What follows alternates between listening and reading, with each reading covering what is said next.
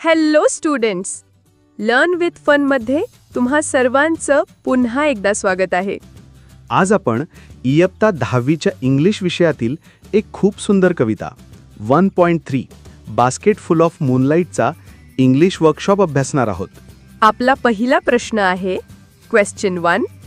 Complete the following sentences with the help of the poem. मित्रांनो, या प्रश्नात आपल्याला कवितेच्या आधारे काही अपूर्ण वाक्य पूर्ण करायची आहेत. So let's look at the first sentence. The child wants to sow small moons of light from. आठवते का कवितेतल्या ओळी? मुलगा चंद्राकडे काय मागतो आणि ते त्याला कुठे पेरायचं आहे? बरोबर. The answer is From the city to his village on the sides of the path. हे उत्तर आपल्याला कवितेच्या From the city to my village on the sides of the path, I want to sow many small moons of light या ओळींमधून स्पष्टपणे मिळतं. आता पुढचं वाक्य बघूया. B. According to the child, the route of his village is tough and full of. मुलाच्या म्हणण्यानुसार त्याच्या गावाचा रस्ता खडतर आहे आणि कशाने भरलेला आहे? The poem gives a very direct answer. The answer is of snakes and scorpions. कवितेत स्पष्ट उल्लेख आहे.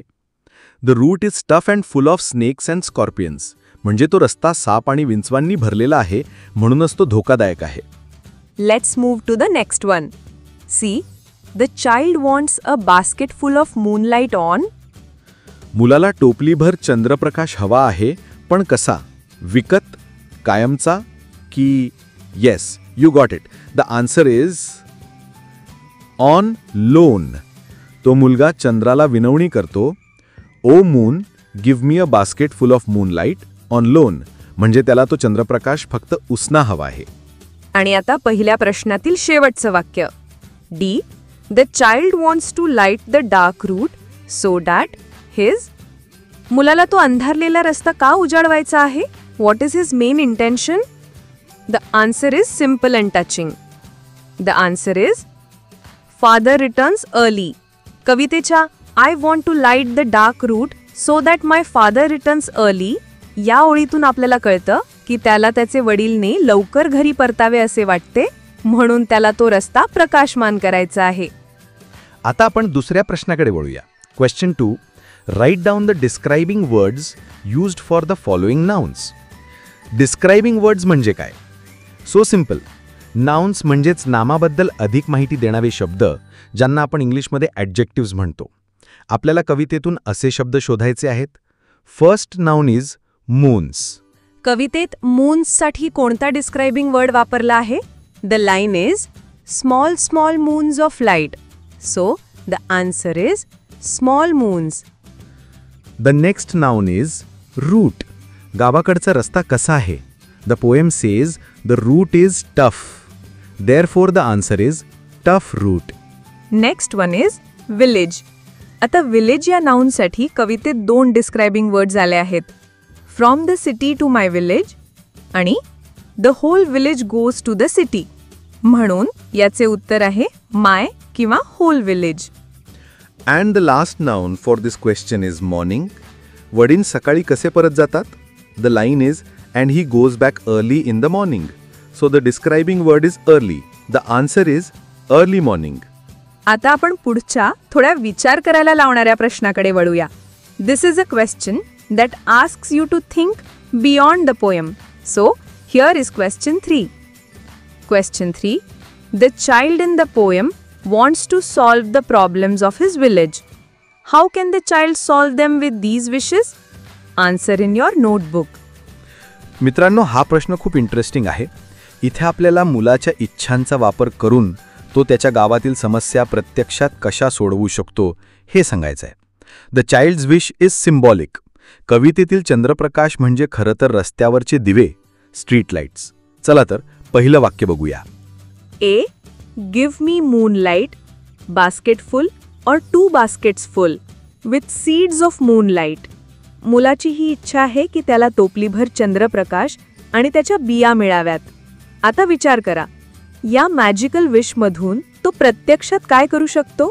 What is the practical solution? Let's see the answer. Answer: he can seek help of local people and urge the government or local bodies to provide lights on the roads from the city to his village. Exactly. याचा अर्थ तो एकटा काही करू शकत नाही. तो गावकऱ्यांना एकत्र करू शकतो आणि सरकारला किंवा स्थानिक स्वराज्य संस्थांना शहरापासून गावापर्यंतच्या रस्त्यावर दिवे लावण्यासाठी विनंती करू शकतो. It's about community action and involving the authorities to solve the problem. आता याच प्रश्नातला दुसरा भाग बघूया. B. I want to light the dark route so that my father returns early. इथे मुलाचा उद्देश स्पष्ट आहे. त्याला तो अंधारलेला रस्ता उजळवायचा आहे. पण कवितेनुसार हा रस्ता फक्त अंधाराच नाही तर खडतर आणि धोकादायक सुद्धा आहे. तर यावर उपाय काय? Answer: he can, with the help of villagers or government, build good roads and make the roads safe so that his father and other villagers can return safe and early to their village. See, इथे फक्त दिव्यांचा प्रश्न नाहीये. तो गावकऱ्यांच्या आणि गव्हर्नमेंटच्या मदतीनं चांगले रस्ते बांधू शकतो आणि ते सुरक्षित करू शकतो. Now, question 4 is about finding evidence. Let's become detectives and find clues directly from the poem. Here is the question. Question 4. Pick out and write the lines from the poem that prove the following. या प्रश्नात आपल्याला काही वाक्य दिली आहेत आणि ती वाक्य खरी आहेत हे सिद्ध करणाऱ्या ओळी कवितेतून शोधून लिहायच्या आहेत. Ready? Let's start with the first one. A. Father reaches home late after dark. आपल्याला अशी ओळ शोधायची आहे जी सांगते की वडील रात्री उशिरा घरी येतात. कवितेत मुलगा काय म्हणतो जेव्हा त्याचे वडील घरी येतात? आठवतंय?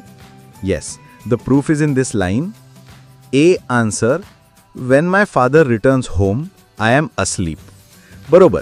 मुलगा म्हणतो की जेव्हा माझे वडील घरी परततात तेव्हा मी झोपी गेलेलो असतो. याचाच अर्थ वडील इतक्या उशिरा येतात की मुलगा तोपर्यंत झोपी गेलेला असतो. Now for the second statement. B. Eager to hear fairy tales from his father. मुलगा आपल्या वडिलांकडून परीकथा ऐकण्यासाठी उत्सुक आहे. कशावरून कळतं? This one is a very direct answer from the poem. B answer: I too want to hear fairy tales and stories from him. मला सुद्धा त्यांच्याकडून परीकथा आणि गोष्टी ऐकायच्या आहेत. हे वाक्य मुलाची तीव्र इच्छा दाखवते. And the final statement to prove. C. Remove darkness and bring light among the darker paths. अंधार दूर करून अंधाऱ्या वाटांवर प्रकाश आणण्याची इच्छा कोणत्या ओळीत दिसते? The child makes a very clear wish. Which is it? C answer: I want to light the dark route so that my father returns early. मला तो अंधारलेला रस्ता उजळवायचा आहे जेणेकरून माझे वडील लवकर परततील. या ओळीतून अंधार दूर करून प्रकाश आणण्याचा त्याचा उद्देश स्पष्ट दिसतो. Excellent work detectives. ब्रिलियंट. आता आपण एका फन ॲक्टिव्हिटीकडे म्हणजेच प्रश्न 5 कडे वळूया. This is a word building exercise. Question 5. Write as many words as you can using FUL, full as suffix. मित्रांनो, सफिक्स म्हणजे शब्दाच्या शेवटी लागणारा प्रत्यय. इथे आपल्याला FUL, फुल हा प्रत्यय वापरून नवीन शब्द बनवायचे आहेत. For example, basket plus full म्हणजे basket full. Can you think of more such words? Let's see the list of answers.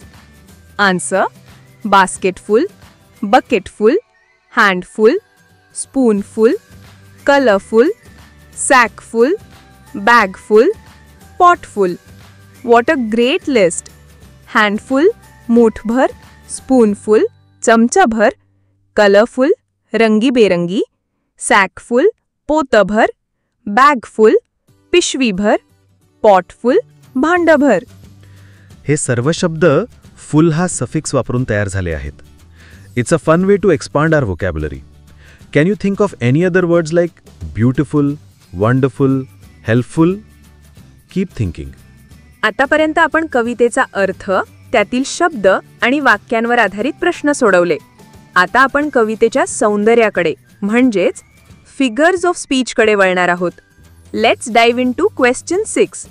Here is the question. Question 6. Pick out the examples of alliteration and repetition from the poem. मित्रांनो, alliteration आणि repetition हे figures of speech आहेत. ॲलिटरेशन म्हणजे जेव्हा एका ओळीत एकाच अक्षराचा ध्वनी पुन्हा पुन्हा येतो आणि रेपिटेशन म्हणजे जेव्हा एखादा शब्द पुन्हा पुन्हा वापरला जातो. चला आधी ॲलिटरेशनचं उदाहरण शोधूया. Can you find a line in the poem where the S sound is repeated? Answer: I want to sow seeds of moonlight on the sides of the path. या ओळीत S हा ध्वनी सो, सीड्स आणि sides या शब्दांमध्ये पुन्हा पुन्हा आला आहे. आता आणखी एक उदाहरण बघूया. Answer: the route is tough and full of snakes and scorpions. इथे स्नेक्स आणि स्कॉर्पियन्स या शब्दांमध्ये एस ध्वनीची पुनरावृत्ती झाली आहे. एक्सलंट. आता आपण रेपिटेशनकडे वळूया.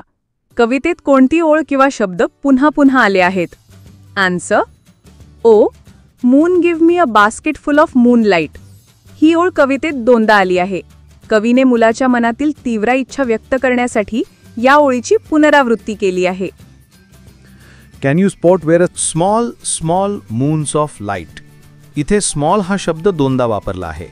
त्याला लहान लहान असंख्य चंद्र लावायचे आहेत हे अधिक प्रभावीपणे सांगण्यासाठी स्मॉल हा शब्द रिपीट केला आहे. Excellent. Fantastic work on figures of speech. आता आपण या वर्कशॉपच्या सर्वात महत्त्वाच्या प्रश्नाकडे आलो आहोत. Appreciation of the poem. Question 7. Write an appreciation of the poem. Appreciation म्हणजे कवितेचं रसग्रहण. Let's break it down point by point. Title. The title of the poem is basket full of moonlight. The name of the poet. The name of the poet is Sunil Sharma. Rhyme scheme. There is no rhyme scheme in this poem. This a poem is in free verse. Free verse म्हणजे मुक्तछंद. Figures of speech. Repetition, alliteration, apostrophe, hyperbole. Theme or central idea. The poem highlights the hardships of rural life through a child's innocent and lonely wish to light up the dangerous path for his father. अगदी बरोबर. ही कविता एका लहान मुलाच्या निरागस आणि एकाकी इच्छेच्या माध्यमातून ग्रामीण भागातील लोकांच्या खडतर जीवनावर प्रकाश टाकते. वडिलांसाठी धोकादायक रस्ता उजळण्याची त्याची इच्छा आपल्या हृदयाला स्पर्श करते. आपण कवितेचं रसग्रहण केलं. आता वेळ आहे आपली कल्पनाशक्ती वापरण्याची. Let's move to a very creative writing task. Question 8. Write an imaginary letter to the moon. मित्रांनो, हा प्रश्न खूपच मजेदार आहे. आपल्याला चंद्राला एक काल्पनिक पत्र लिहायचंय. Let's look at the sample letter provided. First the address and date. Ananya Patil, Sahyadri Nagar, Ratnagiri, 20th October 2025. Then the salutation. My dearest moon. आता पत्राचा मुख्य भाग बघूया. From my home near the sea, watching you rise is a beautiful experience. In the quiet of the night, you are a perfect sign of beauty and a symbol of joy for everyone here. The way your light dances on the ocean waves fills my heart with an infinite pleasure. Your calm and gentle glow inspires many. It urges poets and musicians to compose beautiful melodies and verses. Just like the child in the poem who asked for your moonlight to light up his path, I feel your light is a guiding force for all. Please continue to shine your magical light upon our world.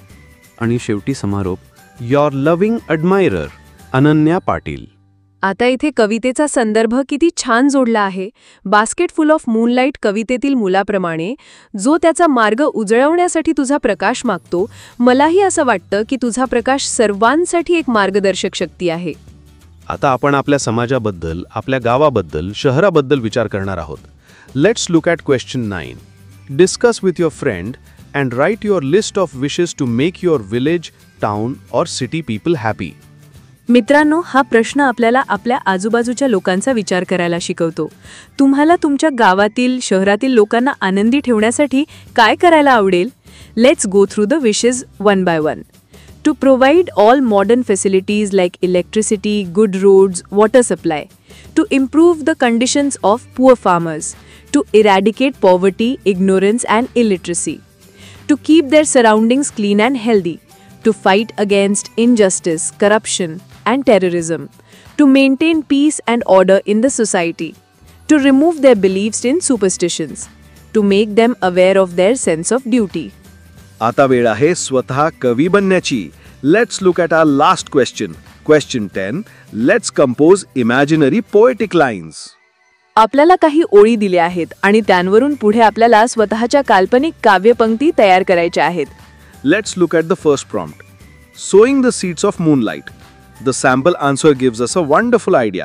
Let's find the road to space. What a beautiful thought. चंद्राच्या बिया पेरून आपण जणू काही अवकाशात जाण्याचा रस्ताच शोधत आहोत. What a beautiful thought. चंद्राच्या बिया पेरून आपण जणू काही अवकाशात जाण्याचा रस्ताच शोधत आहोत. आता पुढचा प्रॉम्प्ट बघूया.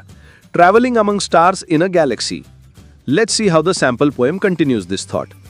We learn the whole of them, their history, geography, and the aliens who might live there. What a fun and exciting end to the poem. मित्रांनो, आज आपण त्या लहान मुलाच्या डोळ्यातून त्याच्या वडिलांबद्दलची काळजी पाहिली. ही कविता आपल्याला फक्त इंग्रजी शिकवत नाही, तर आपल्या माणसांच्या, आपल्या नात्यांच्या प्रेमाची जाणीव करून देते. जर या कवितेने तुमच्या हृदयाला स्पर्श केला असेल आणि तुम्हाला तुमच्या आईवडिलांच्या कष्टाची आठवण झाली असेल तर कृपया या व्हिडिओला एक लाईक नक्की करा. तुमचा एक लाईक आम्हाला सांगतं की आमचे प्रयत्न तुमच्यापर्यंत. हा व्हिडिओ तुमच्या मित्रांसोबत नक्की शेअर करा, जेणेकरून त्यांनाही अभ्यासात मदत होईल. आणि हो, लर्न विथ फनवर असे छान छान व्हिडिओ पाहण्यासाठी चॅनलला सबस्क्राईब करायला विसरू नका. भेटूया पुढच्या व्हिडिओमध्ये. तोपर्यंत keep learning and keep smiling. धन्यवाद. व्हिडिओ आवडला असेल तर लाईक या बटनावर क्लिक करा, चॅनलला सबस्क्राईब करा आणि तुमच्या मित्रमैत्रिणीला हा व्हिडिओ शेअर करा. कॉमेंट बॉक्समध्ये तुमचे नाव व गावाचे नाव कॉमेंट करा.